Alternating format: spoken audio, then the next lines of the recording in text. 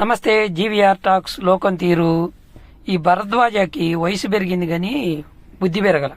బుద్ధి పెరిగే ఉంటది. కాకపోతే ఏంటంటే వాడు లేచి గడ్డి తిని ఇటు తయారయ్యాడు. ఎవరు మాట్లాడమాకండి, సమస్యలు ఎత్తి చూపమాకండి. ఎవరైనా ఎత్తి చూపారనుకోండి, ఆ ముఖ్యమంత్రులు వదిలేస్తాడు ఈ గడ్డి తినేవాడు.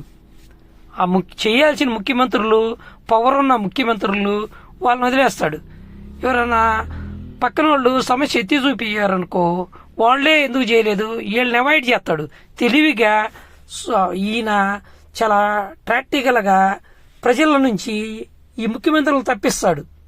వాళ్ళు వేస్తారు గడ్డి బాగా తిని వాళ్ళని తెలివిగా వీళ్ళ మీద నెపం నెట్టి, పవన్ కళ్యాణ్ మీద వేరే వాళ్ళ మీద నెపం నెట్టి తెలివిగా వాళ్ళని తప్పిస్తా ఉంటాడు. ఈడు వాళ్ళు వేసే గడ్డి తిని ఎదవన్నారు. ఎదవా ఎవడు చేయాలరా? ఈ ముఖ్యమంత్రులు ఏం చేస్తారు? ముఖ్యమంత్రులకు తెలవదా?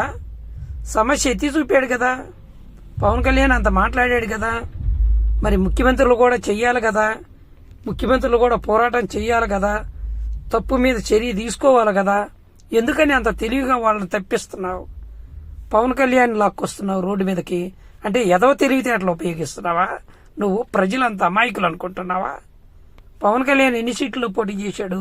వాళ్ళు ఎన్ని సీట్లలో పోటీ చేశారు? ప్రజల సొమ్ము ఎక్కువ ఎవరు తింటున్నారు? జీతాల రూపంలో, అలవెన్సుల రూపంలో. నువ్వెవరిని అడగాలి? పవన్ కళ్యాణ్ పవర్ ఉంటుందా, ముఖ్యమంత్రులు పవర్ ఉంటుందా? పవన్ కళ్యాణ్ అప్పటికీ మాట్లాడాడు కదా. అంటే నీ ఉద్దేశం ఏంది? వాళ్ళ మీద ఏక వాలకూడదు. ఎవడన్నా సమస్య ఎత్తాడనుకో వాళ్లే చేయాలి, ముఖ్యమంత్రులు చేయకూడదు. ముఖ్యమంత్రులకు బాధ్యత లేదు. నువ్వు ముఖ్యమంత్రుల గురించి మాట్లాడవు, నువ్వు వచ్చేసి పవన్ కళ్యాణ్ గురించే మాట్లాడతావు. కొంచెం చిగ్గు తెచ్చుకోసు సన్నాసి.